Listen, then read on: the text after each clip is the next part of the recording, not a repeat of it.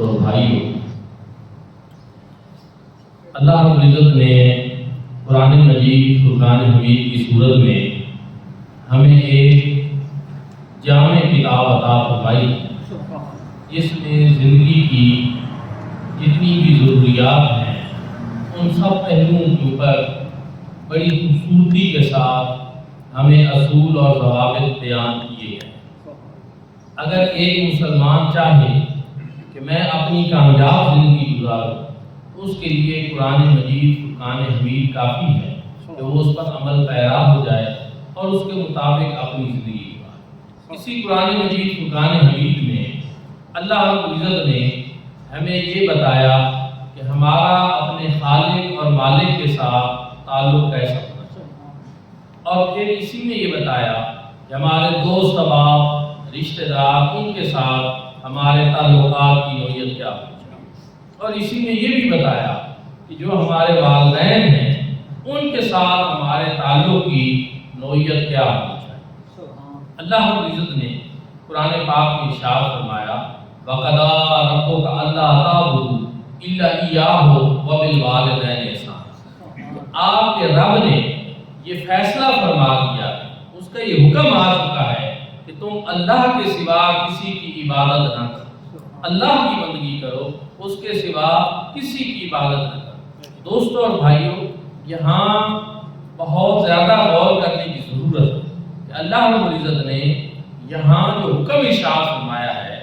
اس میں اللہ رب العزت نے اپنے ذاتی اس میں گرامی کا ذکر نہیں فرمایا، اس میں جلالت کہ وقد اللہ، کہ آپ کے اللہ نے یہ حکم فرمایا، ایسا نہیں۔ اللہ رب العزت نے یہاں کوئی اور صفاتی نام بھی ذکر نہیں کیا، جیسے رحمان ہے، رحیم ہے، کریم ہے۔ یہاں کس اپنی صفت کا ذکر فرمایا؟ صفت ربوبیت، کہ وَقَضَىٰ رَبُّكَ، اللہ رب العزت یہاں ارشاد فرمایا تمہارے رب نے یہ فیصلہ فرمایا وَقَضَىٰ رَبُّكَ أَلَّا تَعْبُدُوا إِلَّا إِيَّاهُ، کہ اللہ کے سوا کسی کی عبادت۔ اب دوستوں اور بھائیوں، یہاں اللہ رب العزت نے اپنی صفت ربوبیت کا جو ذکر فرمایا، یہ اس جگہ پہ اس صفت کو لانا یہ بڑی قابل غور چیز ہے، اس کی ضرورت تھی، اور اس لیے کہ تاکہ لوگوں کو میں ذرا یہ واضح کر دوں کہ پہلے وہ اس بات کے اوپر غور کریں کہ ان کا رب ہے کون۔ رب کے معنی ہیں پروردگار، پالنے والا۔ مفسرین کرام نے ذرا جامع قسم کا اس کا معنی بیان کیا کہ تبلیغ و شیء الی کمالہ بحسب استعداد العذری شیئا فشیء، کہ کسی چیز کو درجہ بدرجہ مرتبہ کمال تک پہنچانے والی ہستی کو رب ہے۔ اس کو آپ اگر سمجھنا چاہیں تو اس کو ایک دو مثالوں کے ذریعے ہم آسانی سے سمجھا سکتے ہیں کہ مثلا گندم آپ بو رہے ہیں تو بیج ہوتا ہے، آپ اس کو زمین کے اندر جا کر ڈال آتے ہیں، اور اس بیج کا رخ کس طرف ہوتا ہے، کوپل کہاں سے نکلنی ہے، جڑ کہاں سے نکلنی ہے، آپ اس چیز کا بندوبست چاہیں بھی تو نہیں کر سکتے، آپ چھوڑ کے آ جاتے ہیں۔ یہ اللہ رب العزت کی حکمت ہے کہ وہ اس میں سے جڑ نیچے کی طرف نکالتا ہے، اس کا تنا اوپر کی طرف نکالتا ہے، شاخیں اوپر نکلتی ہیں، چاہے وہ کس رخ پہ بھی آپ بیج ڈال دیں۔ یہ اس کی حکمت، یہ اس کی پروردگاری کا مظاہرہ۔ پھر کیا ہوتا ہے کہ وہ آہستہ آہستہ پروان چڑھتا ہے، پھر سورج کی روشنی سے وہ پکتا ہے، چاند کی روشنی سے اس میں رس بھرتا ہے، اور پھر وہ ہم کاشت کر لیتے ہیں، کاٹ لیتے ہیں۔ یہ اب اس نے بیج سے ایک پودا یا کسی درخت کا بیج ہو تو ایک تناور درخت، یہ سارے مراحل کس نے طے کرائے؟ یہ اللہ جو اس طرح کسی بھی چیز کو ان مراحل سے گزار کر مرتبہ کمال تک پہنچائے، اسی ہستی کو رب کہتے ہیں۔ اب اسی طرح انسان ہے، آپ نے بارے میں ہم غور کر لیں کہ ہماری تو صورتحال یہ ہے کہ 100 سال قبل ہمیں کوئی جانتا ہی نہیں، 50 سال قبل بھی کسی کو معلوم نہیں تھا کہ ماں بدولت بھی دنیا پر تشریف لائیں گے اور ان کا یہ نام ہوگا، ایسے کارنامے مجھے پتہ ہی نہیں ہے۔ حالانکہ قرآن مجید فرقان حمید نے بیان کیا ہے اس بات کو بھی، اس حقیقت کو بھی، حل اتی علی الانسان حین من الدہر لم یکن شیئا مذکورا، کہ اے انسان کیا تیرے اوپر ایک ایسا وقت نہیں گزرا کہ تو قابل ذکر چیز ہی نہیں تھا، تجھے کوئی جانتا ہی نہیں تھا، تیرا کہیں ذکر تک نہیں تھا؟ پھر کیا ہوا؟ اللہ رب العزت نے ماں اور باپ کے واسطے اور وسیلے سے انسان کو پیدا کیا۔ اگر پھر آپ اسی مرحلے کو دیکھ لیں کہ ماں کے پیٹ میں بچہ ہے اور کس طرح اس کو وہاں غذا پہنچائی جا رہی ہے، آکسیجن بھی اس کو وہاں پہنچ رہی ہے، غذا بھی اس کو پہنچ رہی ہے، اس کے زندگی کے مراحل طے کرائے جا رہے ہیں، اور پھر جب وہ بچہ باہر آتا ہے اس کو تو نہ کھانے کا پتہ ہے، نہ پینے کا پتہ ہے، نہ اس کو بولنے کا، گفتگو کرنے کا پتہ ہے۔ اب آپ دیکھیں کہ وہ عربی کے گھر میں پیدا ہوا تو عربی بولے گا، پنجابی کے گھر میں پیدا ہوا تو پنجابی بولنا شروع کر دے گا، فارسی کے گھر میں پیدا ہوا تو فارسی بولنا شروع کر دے گا۔ کتنی عجیب سی صورتحال ہے جو ہمیں بچے کے بارے میں دیکھنے کو ملتی ہے۔ اور پھر یہ ماں اور باپ جو ہیں یہ بھی پرورش کرتے ہیں۔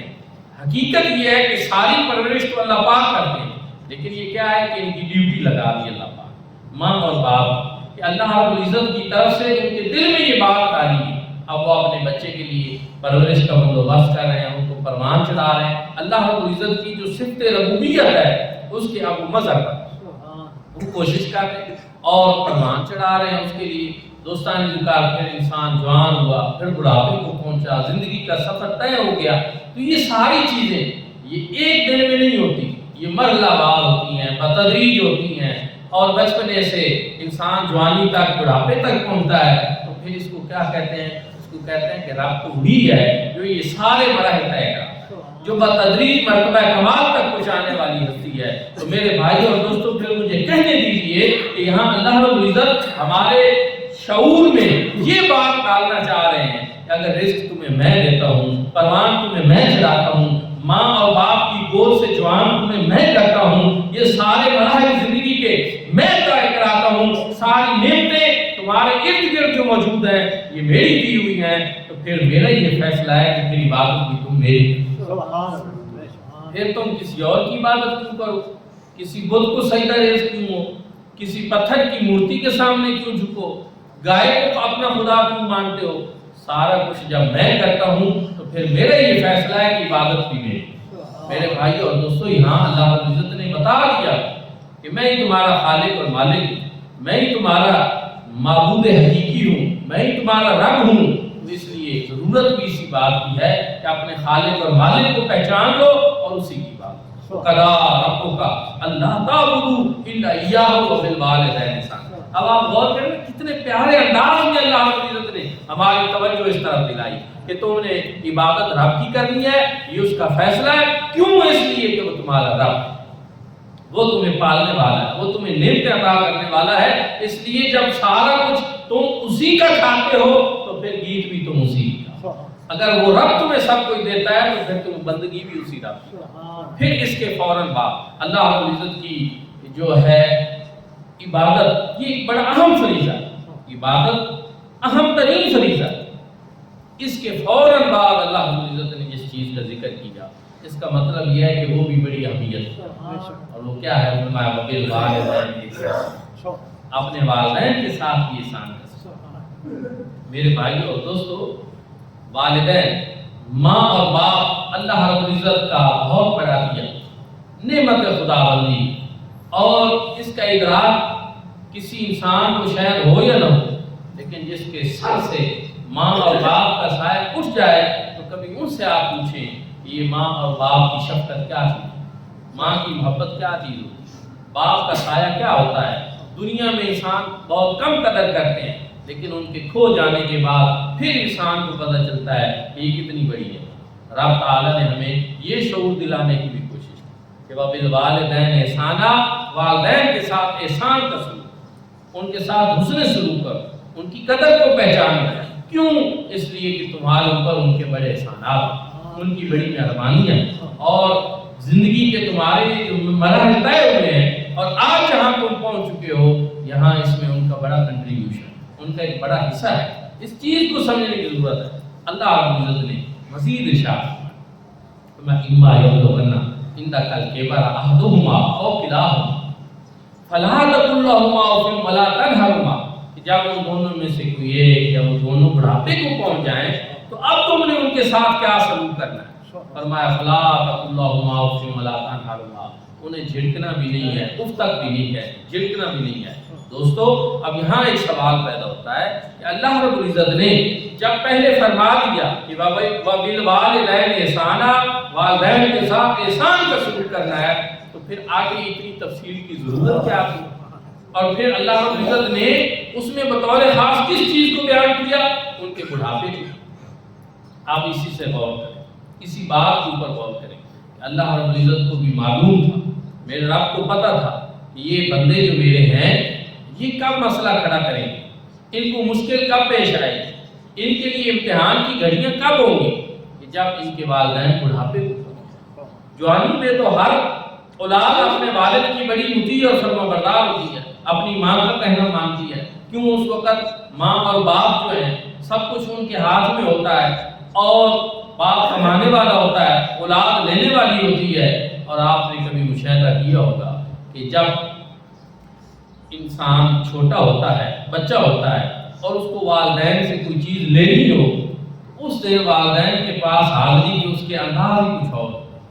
رنگ ڈھنگ بڑا اور سا ہوتا ہے، اور اللہ رب العزت نے والدین کو یہ چیز عطا کر رکھی ہوتی ہے، وہ اس کی چال ڈھال سے یہ اندازہ لگا لیتے ہیں کہ آج یہ برخوردار جو اس آداب کے ساتھ آ رہے ہیں تو یقیناً اس کو کسی چیز کی ضرورت ہے، کوئی آج اس کی فرمائش ہے، یہ چاہتا ہے مجھے کچھ پیسے ملے، کچھ چیز ملے، تو اس دن جب والدین سے بندہ لینے کے لیے جاتا ہے تو پھر بڑا ہی مؤدب اور بڑے ہی تابعدار بن کر انسان جاتا ہے۔ یہ آپ نے مشاہدہ بھی کیا ہوگا، تو پھر تو مسئلہ ہی نہیں ہوتا۔ مسئلہ کب ہوتا ہے کہ جب اس کے معاملہ برعکس ہو جاتا ہے، کیا وہی والدین بوڑھے ہو گئے، اولاد جوان ہو گئی، وہ کسی منصب پہ پہنچ گئے، کسی عہدے پہ پہنچ گئے، کسی بڑے مقام پہ پہنچ گئے، اور اب انہوں نے والدین کو جو ہے ان کی کیئر کرنی ہے، ان کو کچھ دینا ہے، ان کا خیال رکھنا ہے، اور ان میں کیا ہوا کہ ان کی صلاحیتیں کم پڑ گئی، ان کی جسمانی اعضاء ہیں وہ سلامت اس طرح نہ رہے، اور ان میں کمزوریاں آ گئی، طبیعت میں بھی ایک چڑچڑا پن آ گیا، بات بات پہ روکنا ٹوکنا، ان کے ایک اپنے تجربات، ان کی اپنی احتیاطیں، زمانہ ادھر بہت سارا بدل گیا، تو پھر مسئلہ پیدا ہوتا ہے۔ اللہ رب العزت جو ہمارے خالق اور مالک ہے، اس نے قرآن پاک میں ہمیں اس مقام پہ بطور خاص حکم فرمایا کہ اب تمہارے لیے یہ امتحان کی گئی ہے، اب تمہارے لیے یہ خاص امتحان ہے کہ آپ وہ بڑھاپے کو پہنچ گئے تو خبردار فلا تقل لهما اف ولا تنهرهما، انہیں جھڑکنا بھی نہیں ہے، انہیں اف تک بھی نہیں ہے، اف بھی نہیں کہنا اور جھڑکنا بھی نہیں ہے ان دونوں۔ دوستان ذکر مزید ارشاد فرمایا فقل لهما وقل لهما قولا کریما، گفتگو بھی نرم لہجے کے ساتھ۔ اولاد کو نہیں سمجھ رہی ہوتی کہ ہمارے طور طریقے، ہماری گفتگو، ہمارا یہ انداز اس کے والدین کے اوپر کیا اثرات مرتب ہو رہے ہیں۔ اولاد کو جوانی میں ان چیزوں کا اتنا احساس نہیں، لیکن والدین اولاد کے بارے میں بڑے حساس ہوتے ہیں، وہ ان کے لہجے، ان کی گفتگو، ان کی چال ڈھال، ہر چیز کو بڑی گہرائی سے دیکھ رہے ہیں، اور ان پہ بڑے اثرات مرتب ہوتے ہیں، اور اس میں ان کو یہ بھی ہوتا ہے کہ ہم نے جو ان کی تربیت کی، کیا اس میں کہیں کمی کوتاہی تو نہیں رہی۔ ظاہر ہے جو بھی رسپانس اولاد کی طرف سے ہوتا ہے تو پھر ان کے لیے بھی یہ چیز ہوتی ہے کہ یہ آج ایسا کیوں ہو رہا ہے، ہم نے تو بڑی کوشش کی کہ یہ اچھے رہیں، یہ وفادار رہیں، تابع فرمان رہیں، لیکن آج یہ ایسا کیوں ہو رہا ہے۔ ان کے دل کے اوپر تو پتہ نہیں کون سی قیامت گزر جاتی ہے جب اولاد جو ہے وہ مستی ہے۔ تو اللہ رب العزت نے اسی موقع پر ارشاد فرمایا کہ جب تم نے اپنے والدین سے گفتگو کرنی ہے قل لهما قولا کریما، بڑے نرم لہجے کے ساتھ۔ دوستو اور بھائیو، اب آپ یہاں غور کریں کہ وہ لوگ جو والدین کے ساتھ کھلے عام بدتمیزی کرتے ہیں، جو ان کے ساتھ کوئی ناروا سلوک کرتے ہیں، جو ان کو اللہ معاف کرے کہیں گالی تک دے دیتے ہیں یا ان کو کوئی جسمانی اذیت پہنچا دیتے ہیں، تو وہ آج کس مقام پہ کھڑے ہیں، اس پہ غور کرنے کی ضرورت ہے کہ جب اف نہیں کہہ سکتے، اف تو ایک آخری درجہ ہے، سب سے انسان اگر کسی کے خلاف رد عمل دینا چاہے، کمزور رد عمل، تو پھر یہی کہہ سکتا ہے۔ یہ اتنا ناگواری کا سب سے یہ ادنا ترین درجہ ہے، اف کہہ دے۔ رب تعالیٰ فرماتے ہیں والدین کی بیوی ہے، اور ولا تنہرہما، جھڑکنا بھی نہیں اور دونوں، اور گفتگو بھی نرم لہجے کے ساتھ۔ جب آپ کا لہجہ ان کے ساتھ سخت نہیں ہو سکتا تو پھر آپ گالی ان کو کیسے دے سکتے ہیں، تھپڑ کیسے مار سکتے ہیں، ان کو اذیت کیسے پہنچا سکتے ہیں؟ اتنا زیادہ حساسیت جو ہے اس رشتے کے اندر ہے جو اللہ رب العزت نے بیان۔ اور ویسے میں آپ کو ایک بات اور بھی بتاؤں کہ جب بندہ جوان ہوتا ہے تو اس وقت شاید بندے کو اس چیز کا اتنا احساس ہی نہیں ہوتا کہ میرے ماں اور باپ کیا ہے اور میں کیا ہوں، لیکن جب وہی بندہ خود والد بنتا ہے یا ماں کی صورت میں وہ بچی جوان ہوتی ہے، پھر اس کو احساس ہوتا ہے کہ ماں اور باپ بچے کے لیے کیا ہوتے ہیں، کیا سوچتے ہیں، کیا ان کے معاملات ہوتے ہیں اور اولاد کیا ہوتے ہیں۔ اس لیے اللہ رب العزت نے ہمیں شروع سے یہ شعور دلانے کی کوشش کی۔ یہ قرآن پاک کی تعلیمات کی جامعیت ہے۔ انہوں نے ہمیں یہ بتایا کہ آپ نے والدین کے ساتھ چاہے جوانی میں ہو چاہے بڑھاپے میں ہو، ان کے ساتھ ہمیشہ حسن سلوک کرنا، احسان کا سلوک کرنا ہے، اور ان کے ساتھ گفتگو کرتے ہوئے بھی بڑا نرم لہجہ استعمال کرنا۔ اور پھر مزید یہ کہ جب تم نے ان کی بارگاہ میں بیٹھنا ہے، بیٹھنے کے لیے آداب بتائے، وَخْفِضْ لَهُمَا جَنَاحَ الذُّلِّ مِنَ الرَّحْمَةِ، ان کی بارگاہ میں بیٹھتے ہوئے آج بھی ان کی ساری کے پر بچھا کر اکڑ کر نہیں بیٹھنا، غرور اور تکبر کا پتلا ہو کر نہیں بیٹھنا، اپنی جوانی کے زور نہیں دکھانے ان کے سامنے، آج بھی ان کے ساری کے ساتھ بیٹھنا، والدین کے سامنے، کیونکہ وہ تمہارے والدین ہیں۔ ماں اور باپ اللہ رب العزت کی طرف سے تمہارے لیے ایک بڑا انعام دی ہے، اور انہوں نے تمہارے اوپر بڑے احسانات کیے ہیں، تمہارے لیے قربانیاں دی ہیں، فاقے برداشت کی ہیں، پیٹ کاٹے ہیں۔ آج یہ نہیں کہ تمہیں منصب مل گیا ہے، کوئی عہدہ مل گیا ہے، مقام اور مرتبہ مل گیا ہے تو تم ان کی قربانیوں کو بھول جاؤ، ان کی جو ہے قربانیوں کو فراموش کر دو۔ جیسا کہ کسی شاعر نے کہا تھا کہ شہر میں جا کر پڑھنے والے یہ بھول گئے کس کی ماں نے کتنا زیور بیچا۔ کتنی ایسی کہانیاں ہیں، دردناک کہانیاں کہ ماں اور باپ نے اپنے بیٹے کے لیے اس کو کسی منصب اور مقام تک پہنچانے کے لیے کتنی قربانیاں، کتنی دعائیں کی، اور کتنا ان کے لیے پیٹ کاٹے، فاقے برداشت کی۔ لیکن آج جو ہے کسی اتنے بڑے منصب اور عہدے پہ پہنچنے کے بعد آپ ساری باتیں بھول گئے ہیں کہ نہیں میں تو اپنی ذاتی محنت سے پہنچوں، اس میں میرے ماں باپ کا کیا عمل دخل ہے۔ یا بعض لوگ اپنی بیویوں کے کہنے پہ اپنے والدین کے ساتھ ایسا سلوک شروع کر دیتے ہیں۔ دوستان ذکر، یہاں میں ایک بات اور بتا دوں کہ والدین مسلمان ہو تو ان کا تو ادب احترام ضروری ہے ہی، اللہ نہ کرے کسی کے والدین اگر کافر بھی ہوں، غیر مسلم بھی ہوں، تب بھی ان کے ساتھ انسان بدتمیزی نہیں کر سکتا، ان کے ساتھ برا سلوک نہیں کر سکتا۔ صرف یہ ہے کہ ان کی وہ بات نہیں مانی جس کا تعلق ایمان کے کسی مسئلے کے ساتھ، چونکہ نافرمانی، اللہ پاک کی نافرمانی میں مخلوق کی اطاعت نہیں کی جا سکتی، یہ ایک اصول ہے۔ باقی ان کے ساتھ جو معاملات کرنے ہیں ان میں آپ نے ان کا ہمیشہ ان کو احترام پھر بھی کرنا۔ تو آپ غور کریں کہ پھر اگر والدین ہوں ہی مسلمان اور وہ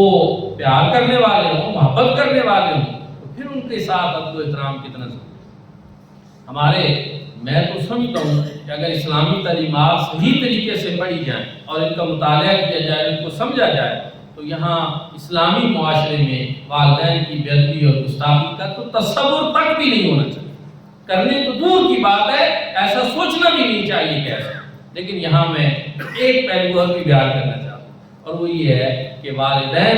کو بھی چاہیے کہ وہ بھی اس بات کو ذرا سمجھیں کہ اگر ہماری اولاد کے اوپر اتنے حقوق ہیں تو کچھ ہمارے اوپر ہماری اولاد کے جو ہے حقوق بھی ہیں، اور ان کو ادا کرنا بھی جو ہے وہ بڑا ضروری ہے۔ اور اس کے لیے ضروری ہے کہ والدین بھی اپنے بچوں کے ساتھ شفقت اور محبت کا ایسا سلوک کریں کہ جس کی وجہ سے اولاد کبھی بھی ان کی نافرمانی نہیں۔ اور اس کے لیے ویسے بھی ایک اصول بیان کیا گیا ہے کہ اگر آپ چاہتے ہیں کہ آپ کی اولاد مطیع ہو، فرما بردار ہو، تو پھر اس کے لیے سب سے پہلے تو یہ ہے کہ آپ اپنے والدین کے مطیع اور فرما بردار ہو۔ آپ کی اولاد دیکھیں کہ آپ اپنے والدین کا ادب کرتے ہیں، احترام کرتے ہیں، ان کی تعظیم کرتے ہیں، ان کی خدمت کر رہے ہیں، تو پھر یقیناً یہ جذبہ ان کو بھی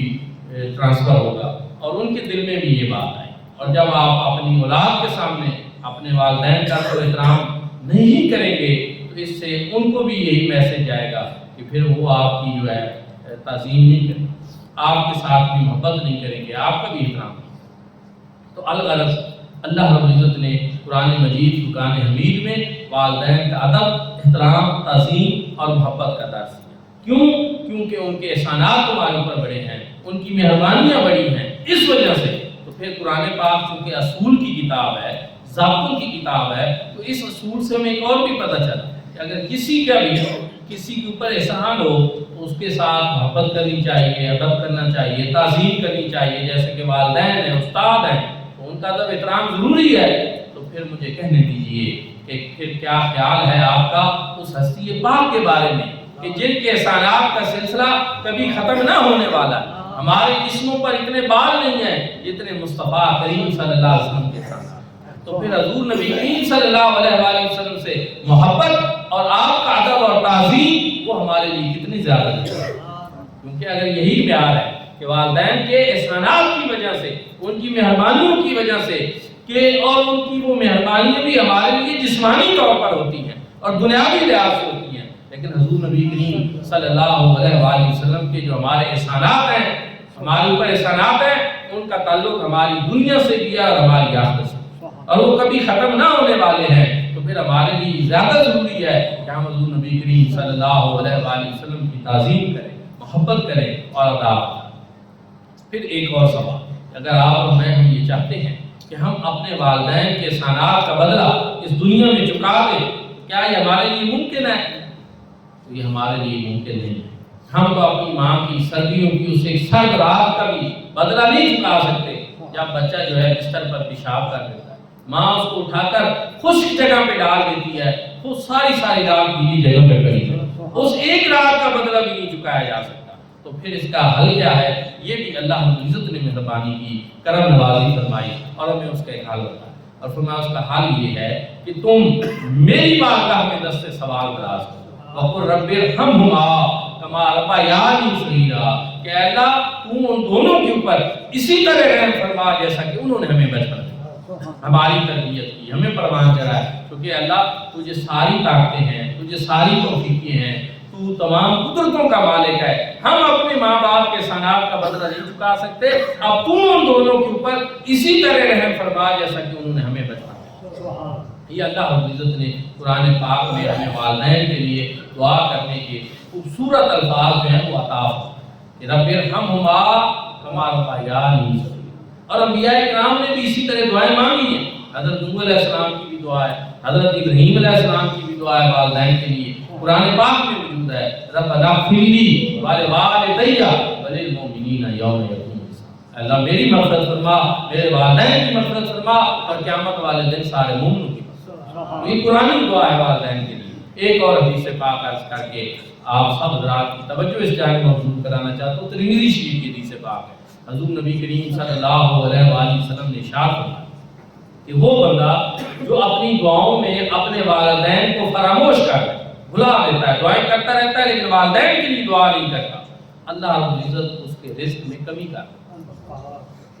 اور اس کا مفہوم مخالف پھر کیا سمجھ آیا کہ پھر اس کا مطلب یہ ہے کہ جو اپنے والدین کو اپنی دعاؤں میں یاد رکھتا ہے، اللہ رب العزت اس کے رزق میں اضافہ فرماتا ہے۔ یہ تو بڑی خوبصورت اور پیاری بات ہے کہ آپ اپنے والدین کے لیے دعا بھی کریں، اللہ پاک بھی راضی، اس کے محبوب کریم صلی اللہ علیہ وسلم بھی راضی، اور ساتھ ساتھ یہ کہ آپ کے رزق میں بھی اضافہ ہو۔ اس لیے جب بھی آپ دعا کریں، ویسے اگر آپ چاہیں اور تھوڑی سی توجہ اس پہ فرمائیں تو پھر تو نماز، اگر نماز پنجگانہ آپ ادا کریں تو والدین کے لیے دعا کرنے کا بہترین ذریعہ کہ فرض بھی اللہ پاک کا ادا ہو گیا، اور پھر اس کے آخر میں جب آپ دعا کریں گے ربنا اغفر لی ولوالدی وللمؤمنین یوم یقوم الحساب، تو پھر والدین کے لیے دعا بھی ہو جائے۔ اگرچہ یہاں اس مقام پہ اور بھی دعائیں پڑھی جا سکتی ہیں، لیکن عمومی طور پر یہ دعا اسی لیے بیان کی جاتی ہے کہ یہ تو سب نے یاد کی، اور یہ ہے بھی بڑی پیاری دعا، اپنے لیے بھی ہے، والدین کے لیے بھی ہے، سارے مومن مسلمانوں کے لیے ہے، تو اس لیے اسی دعا کو زیادہ پڑھا جاتا ہے۔ اور قرآن پاک سے چونکہ اس کا ثبوت ہے، یہ قرآنی دعا ہے، حضرت ابراہیم علیہ السلام کی دعا ہے جو قرآن میں ذکر ہوئی، ہمارے حضور نبی کریم صلی اللہ علیہ وسلم نے بھی یہ دعا مانگی، صحابہ کرام رضوان اللہ تعالیٰ علیہ مجمعین نے بھی، اور جب سے قرآن نازل ہوا ہے امت اس کی تلاوت بھی کر رہے ہیں، اپنی نمازوں میں اس کو پڑھ رہی ہے، تو دعا ہے کہ اللہ کریم جن کے والدین اس دنیا سے چلے گئے ہیں ان کی بخشش اور مغفرت فرمائے، اور جن کے والدین زندہ ہیں اللہ رب العزت ان کو اپنے والدین کی قدر کرنے کی توفیق عطا فرمائے، ادب کرنے کی توفیق عطا فرمائے، ان کا احترام نصیب فرمائے۔ آخر دعوانا الحمدللہ۔